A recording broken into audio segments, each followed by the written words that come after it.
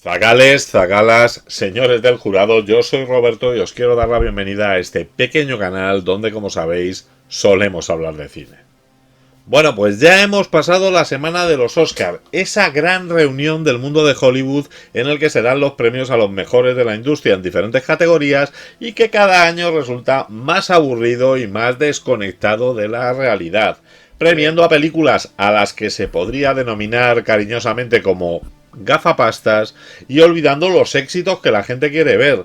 Fue una gran sorpresa el año pasado que se reconoció el mérito a películas como Oppenheimer o Barbie, que habían sido grandes éxitos de taquilla. Pero este año no han querido cometer el mismo error y han premiado a películas que la mayoría de la gente ni siquiera hemos visto, mientras han olvidado películas como Dune Parte 2, Deadpool y Lobezno, La Sustancia o Beetlejuice, que son las que ha llevado a la gente al cine, premiando a películas como Anora, Emilia Pérez o The Brutalist, que no han gozado de los parabienes del público.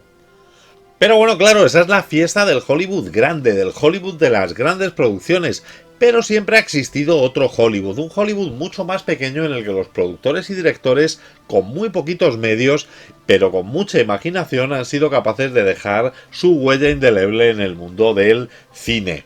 Quizás cuando hablamos de cine de serie B el primer nombre que se nos venga a la cabeza sea el de Roger Corman, y es que este productor y director fue un experto en realizar películas baratas pero muy eficientes, exprimiendo cada centavo, aprovechando escenarios, sets para rodaje de varias películas, incluso metraje de unas películas en otras, y además convirtiéndose en el mentor de un gran grupo de cineastas que han dado forma al cine tal y como lo conocemos, como Francis Ford Coppola, Martin Scorsese, James Cameron, Joe Dante o bueno, actores como Jack Nicholson, pero caracterizándose siempre por su eficacia en la producción y por aprovechar los limitados recursos de una manera espectacular. Un cineasta que siempre presumió de no haber perdido jamás dinero con una producción y que llevó a la pantalla películas como el famoso ciclo de Edgar Allan Poe, con el entierro prematuro, con la caída de la casa de Hasser, pero también creó iconos como La pequeña tienda de los horrores, El hombre con rayos X en los ojos y mi favorita y la producción más cara en la que se involucró, esa bizarra versión de Los Siete Magníficos, llamada en España Los Siete Magníficos del Espacio, en el resto del mundo conocida como Battle Beyond the Stars. Pero también existió otro tipo de cine de bajo presupuesto que se caracterizó por derrochar imaginación en ideas tremendamente locas y llamativas, y que también tiene un lugar en nuestro corazoncito de cinéfago. Y el mejor ejemplo de ese cine, sin duda alguna, sería el productor llamado Charles Band. Charles Band, como hijo de Albert Band, un director y productor de serie B, creció entre las producciones de terror y monstruos en las que trabajaba su padre. Y así, cuando comenzó a involucrarse en el mundo del cine en los años 70, se dirigió directamente a la realización de películas de terror y ciencia ficción con premisas descabelladas, en las que se daba un cierto mimo a los efectos especiales prácticos y a los efectos animatrónicos. Con su primera productora, Empire Production, nos dio obras mundialmente reconocibles como Reanimator, basada en el relato de Lovecraft, pero también otras películas conocidas como Ghoulies o Dolls.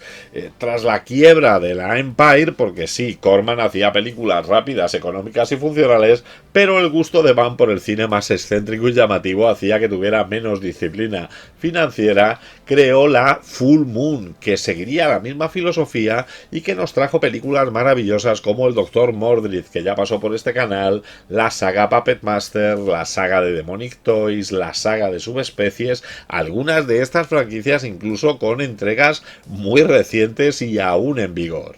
Y es que si Roger Corman se convirtió en un ejemplo a seguir por muchísimos cineastas, Charles Band se ha convertido en un autor de culto, ha dejado una huella importantísima en el cine de género y ha influido muchísimo en la vigencia del espíritu de la serie B que tanto nos gusta. Además, basó su modelo de negocio en un modelo que en los 90 y primeros 2000 funcionó muy bien, que eran las películas directo a vídeo, un modelo que otros aprendieron y que tuvo una gran pujanza en ese momento. Charles Band a día de hoy sigue produciendo películas bajo el sello de la Full Moon, enfocándose sobre todo en producciones directas a las plataformas de streaming, y sigue siendo un maestro del cine de bajo presupuesto con más de 300 películas ya en su filmografía. Así que claro, en este canal hoy vamos a hablar de una obra de Charles Band hecha con poco dinero, mucha imaginación y que tuvo una gran influencia en cineastas posteriores, porque esto es otro rollo. La vida es bella, lo sé muy bien, con un poco de amor llegué a tren. La fuerza está contigo, mi amigo fiel, en el cine encuentro mi papel. Estrella la casa, qué emoción, el Titanic naufraga en su canción. De su interminable no acabará, y siempre París nos quedará. Esto es otro rollo, ya lo verás. Con un final feliz te conquistará. Esto es otro rollo, míralo bien. En la pantalla todo cambiará también. En un futuro posapocalíptico, después de una guerra nuclear devastadora, la humanidad ha prohibido las guerras tradicionales. En su lugar, los conflictos territoriales entre las dos grandes superpotencias que han sobrevivido en este mundo se resuelven a través de unos duelos entre gigantescos robots pilotados por humanos llamados Robot Jox. Nuestro protagonista, Aquiles, interpretado por Gary Graham, es uno de los luchadores más experimentados de la Alianza Occidental y debe enfrentarse al brutal Alexander Paul Koslo, el campeón de la Confederación, en un combate decisivo para tomar el control de Alaska. Tras un primer duelo en el que desafortunadamente por accidente mueren cientos de espectadores, Aquiles, que se siente culpable, decide dejar de luchar. Sin embargo, la corrupción, la intriga, la presión de la sociedad, que idolatra a estos pilotos de robot como si fueran gladiadores modernos, hará que se vea obligado a volver a la lucha.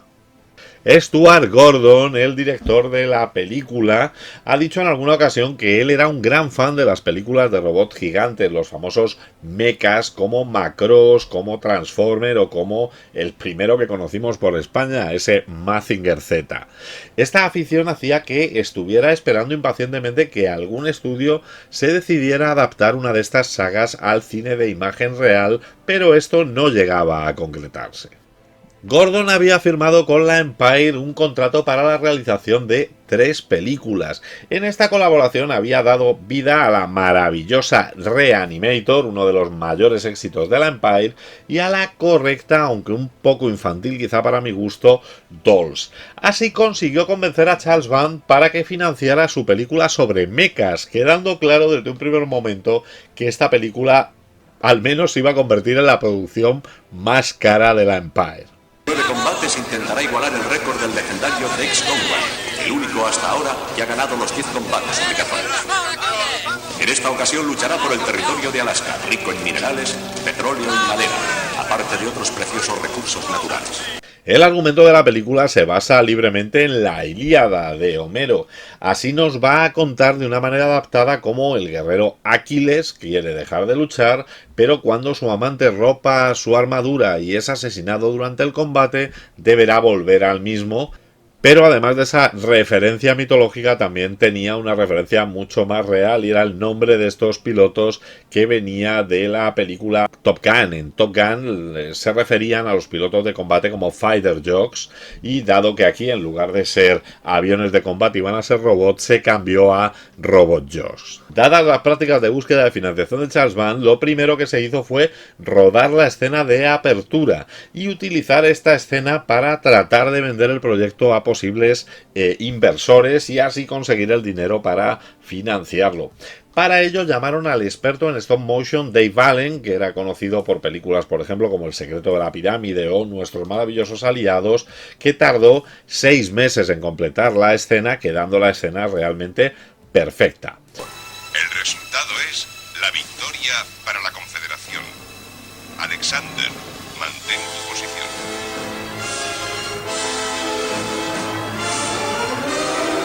¡Socorro! Ron Cobb, conocido por películas como Alien o En busca de la arca perdida, fue el encargado de diseñar a estos robots gigantes que deberían poblar la película. Le dieron indicaciones claras de que buscaban una especie de versión de los Transformers que, aunque no se fuera a convertir en vehículo, en coche o en cosas parecidas, sí tenía que dar la sensación de poder cambiar de aspecto según el piloto le diera una serie de instrucciones para cada una de las luchas. Además, debería integrar una cabina de control donde se alojase el piloto y había que crear una manera en que el piloto le diera las instrucciones al robot. Con esa premisa en mente, Cobb diseñó los diferentes mechas que veremos durante la película y diseñó la manera en la que se transformaban. Lamentablemente tuvo que abandonar la producción por otros compromisos profesionales, siendo Steve Park quien continuó su trabajo durante la producción.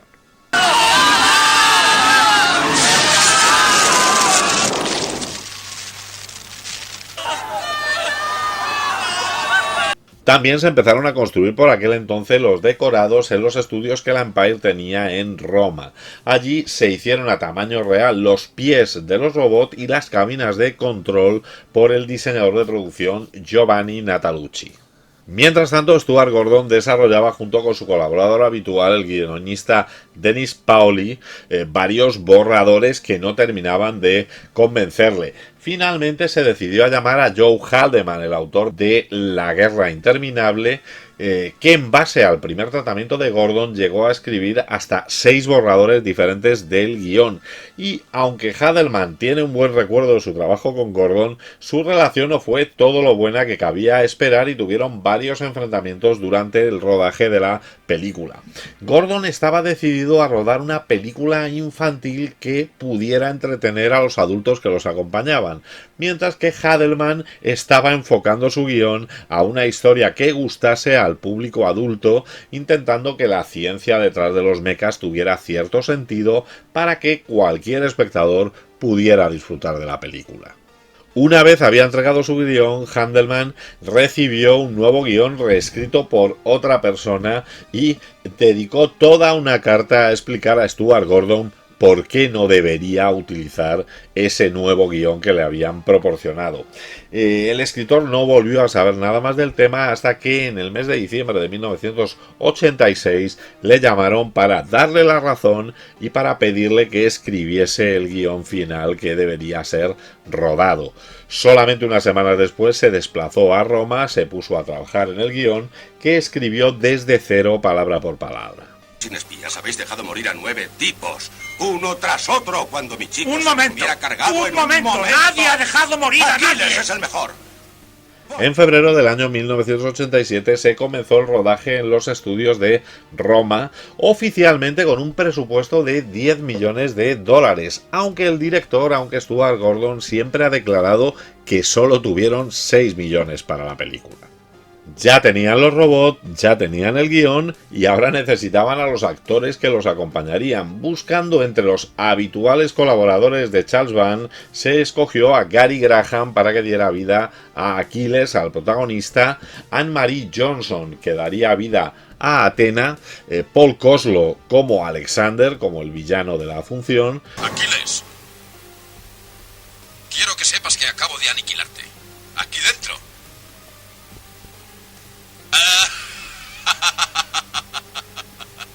Michael Aldrich como Tex Conway, este colaborador o no de Aquiles, Robert Sampson, que daría vida al comisionado Jameson, Danny Kamekona como el Dr. Matsumoto, Hilary Mason como la creadora de estos clones, la profesora Laplace, y bueno, con un pequeño cameo de Jeffrey Combs dando vida a uno de los espectadores de este primer combate, cameo que además se hizo como un favor personal a Stuart Gordon. Un Stuart Gordon que se guardó también un pequeño cameo como camarero del bar que frecuentan los jocks. ¿Qué tal, amigo mío? ¿Bebes para olvidar? Yo no soy tu amigo. Ha sido una forma muy espectacular de acabar tu carrera. Más de 300 muertos. Enhorabuena. Siguiendo con la leyenda de Aquiles, Atenas tendría que robar la armadura de Aquiles, por lo cual se intentó que los actores tuvieran la misma altura. Según las fichas de los representantes, Anne-Marie Johnson y Gary Graham medían 1,80 m, pero resulta que cuando juntaron a los actores quedó muy claro que ella era bastante más alta, que Graham había mentido en su altura y que estaba en torno al 1,75 m. A partir de ahí, durante todo el rodaje, todo el mundo le llamó Shorty. Diciendo eso. A mí me han educado sin miedo. Está bien, entonces no eres humana. Naturalmente que soy humana, pero me concibieron con un objetivo. Tú simplemente naciste. Además, ambos actores tuvieron muchísimas diferencias desde el principio. Se organizó una cena para que se conociesen y descubrieron que tenían unas ideas políticas absolutamente distintas. Ella era una demócrata tremendamente liberal y él era un republicano absolutamente conservador. Stuart Gordon decidió que esto podría ser bueno, sobre todo para la primera parte de la película, donde las escenas entre los personajes deberían demostrar que no se llevaban bien. A pesar de esta animadversión, Graham y Johnson fueron auténticos profesionales y no dejaron en ningún momento que sus diferencias afectaran al rodaje. ¿Qué demonios haces aquí? He pasado la noche contigo.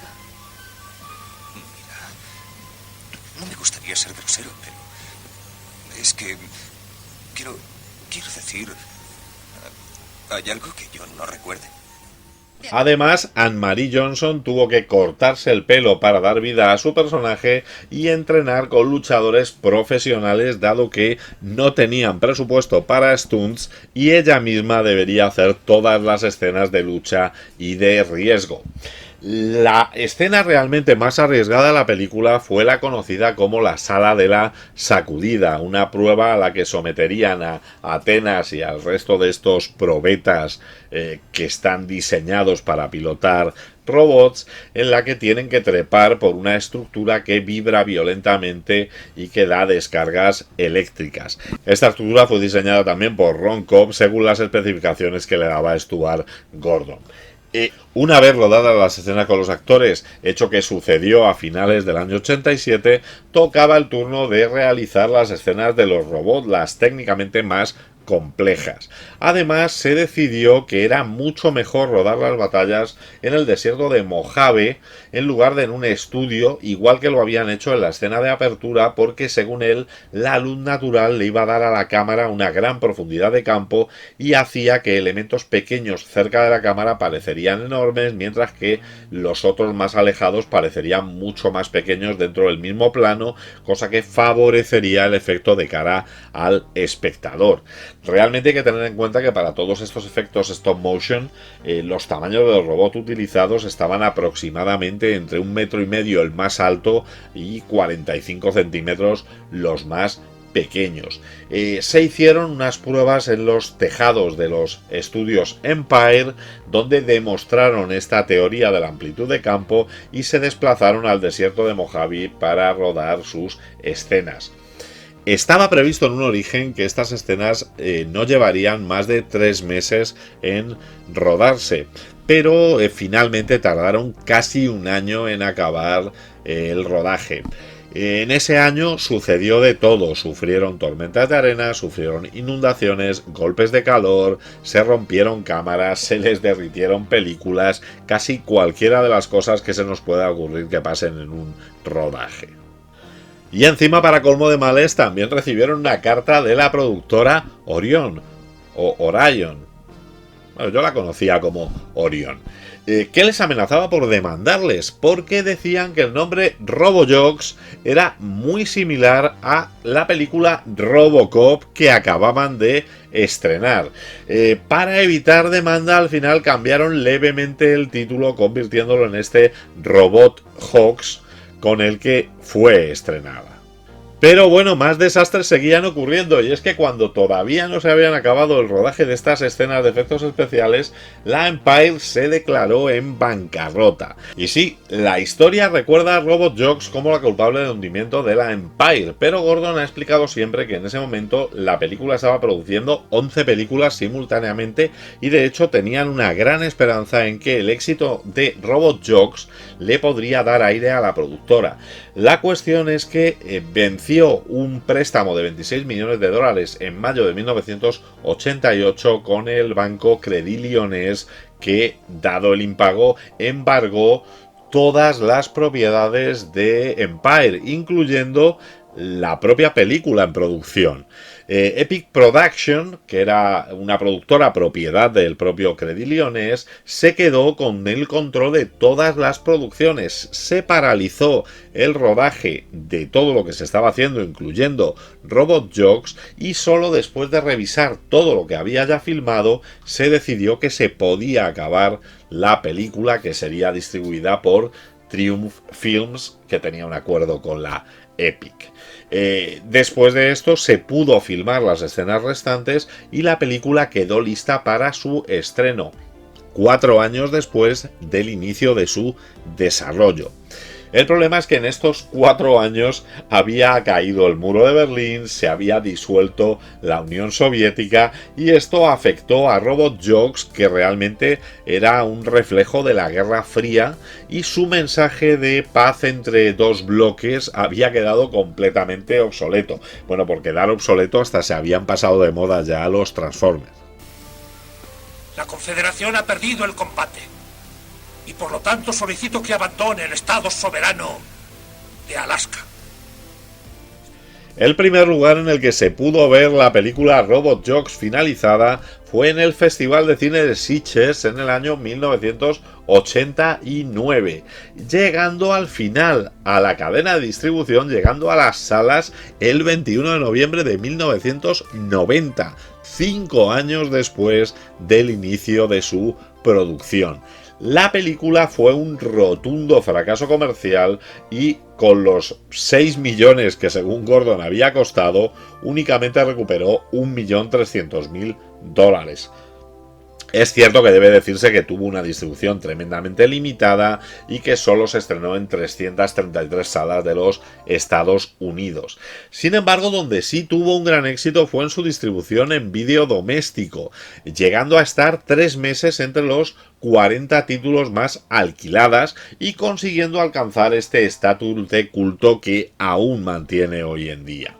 La película a día de hoy tiene únicamente un 40% de valoración de la crítica en Rotten Tomatoes y un poco superior 42% por parte del público, aunque hay que reconocer que, sobre todo a raíz del estreno de la película Pacific Rim, ha sufrido un proceso de revisión, y es que, hay que admitir que la película del Toro tiene algunas similitudes con Robot Jox. Robot Jox es una película realmente maltratada y muy olvidada, y es que hay que reconocer que la película, vista en su conjunto, no es ninguna maravilla. Pero a los que nos gustan estas películas de ciencia ficción futuristas, le tenemos que reconocer varios méritos, desde la audacia de que fue la primera película que llevó a los mechas a imagen real, los efectos visuales, que son bastante correctos, a pesar de que se puedan ver viejunos en este momento, pero con unas miniaturas fantásticas, y son 80 minutos de película que se pasan volando. Es una película tremendamente entretenida. Además, hay pequeños apuntes que quedan en segundo plano, pero que resultan muy interesantes, como el hecho de que el gran héroe Aquiles sea analfabeto, porque solo se le ha entrenado para luchar y para matar, no se le ha educado para que pueda leer o para que pueda adquirir ideas propias. Choca y fulmina. Bien hecho. Buen trabajo.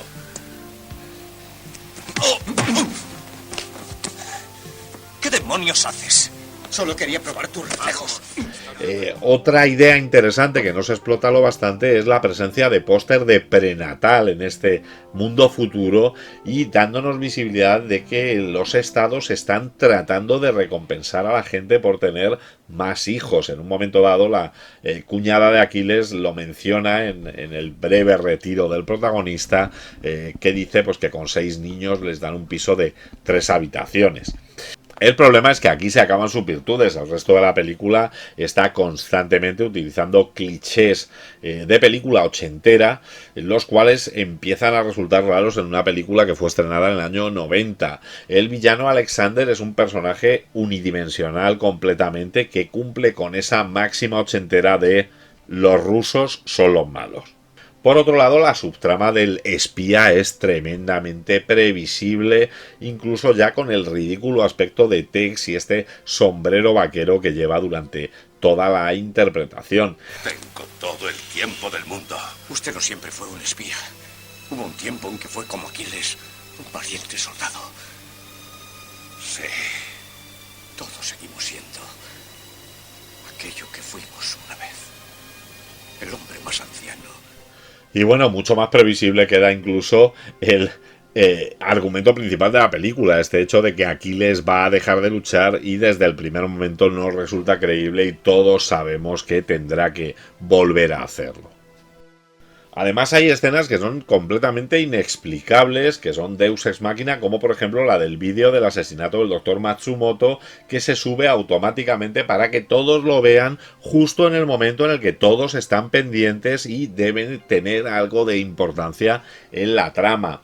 El villano, desde su cabina en lo alto de su robot, es capaz de ver que el que está en el robot es Atenas y no Aquiles, cosa que sería físicamente imposible. O bueno, lo que más me alucina, estos probetas que teóricamente son clones mejorados genéticamente para convertirse en pilotos y que en ningún momento del metraje demuestran que sean mejores que nadie.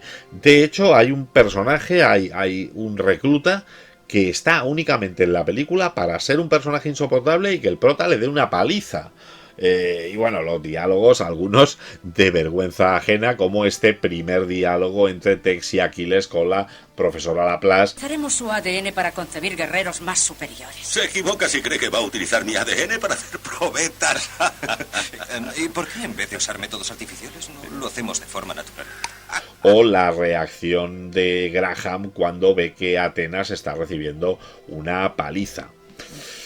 Desde luego los actores no eran el punto fuerte de esta película. Es una película que además tiene un tono marcadamente infantil, pero dentro de ese tono infantil tienen unos toques realmente perturbadores, como este pene motosierra que tiene el robot de Alexander, o la escena del desnudo de Atenas, y otra serie de connotaciones sexuales que dan la sensación de que es que no sabían muy bien a qué público iba dirigido esta película. Además, el argumento de reproducir la Guerra Fría desde el primer momento no se puede tomar muy en serio, porque claramente nos posicionan como que el mercado son los norteamericanos, los buenos, y la Confederación, los soviéticos, los malos. Claro, ¿qué ocurre? Que es que este mismo tratamiento era el que le había dado Sylvester Stallone a la película Rocky IV, que se había estrenado 5 años antes. De hecho, yo creo que Iván Drago da más miedo que los mechas de Robot Jox. Robot Jox llegó demasiado tarde y perdió todo su sentido una vez disuelta la Unión Soviética. Es cierto que la batalla final es muy imaginativa, que utiliza recursos sorprendentes como el hecho de que los robots puedan salir al espacio, el uso del puño previamente destruido del robot de Alexander para poder disparar al robot, la transformación que convierte al robot de Aquiles en una especie de tanque directamente heredada de Transformer. Al final esa escena es la escena que todos los que nos gustan las películas de mechas queríamos ver. Los efectos especiales siguen siendo resultones y, teniendo en cuenta el presupuesto que manejaban, sacaron oro de las miniaturas, mientras que sin embargo los decorados o el vestuario resultan absolutamente ridículos y no nos dejan olvidar en ningún momento que estamos viendo una película de serie B. Además, la película intenta dar un mensaje final sobre lo absurdo de la guerra y sobre cómo se debe llegar a un mutuo entendimiento con ese final entre Aquiles y Alexander haciendo las paces, pero es que es un final tremendamente forzado para intentar lanzar este mensaje positivo y que no tiene coherencia con el resto de lo que hemos visto en la película.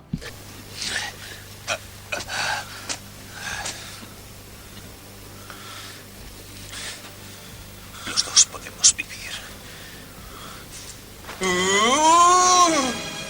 Nunca se llegó a rodar la secuela prevista. Estaba prevista una secuela en la que los mechas deberían enfrentarse con alienígenas.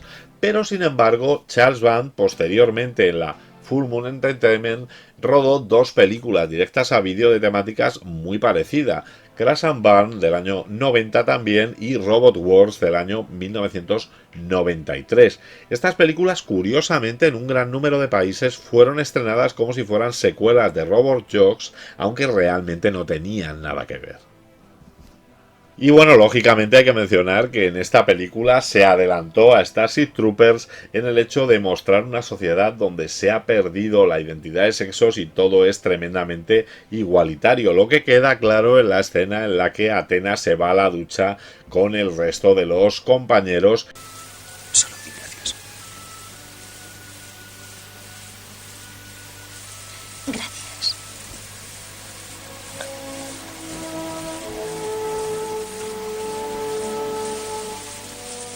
Y sobre todo la influencia que esta película tuvo sobre Pacific Rim, la película de Guillermo del Toro, que se convierte en una versión mejorada y aumentada de esta película, o más bien se convierte en esa secuela que nunca se pudo rodar, enfrentando a robots gigantes con alienígenas, pero manteniendo incluso el modo de interactuar entre los pilotos y los robots, o incluso el aspecto de los mechas que Gordon, obviamente por falta de presupuesto y época, no pudo llevar a la pantalla.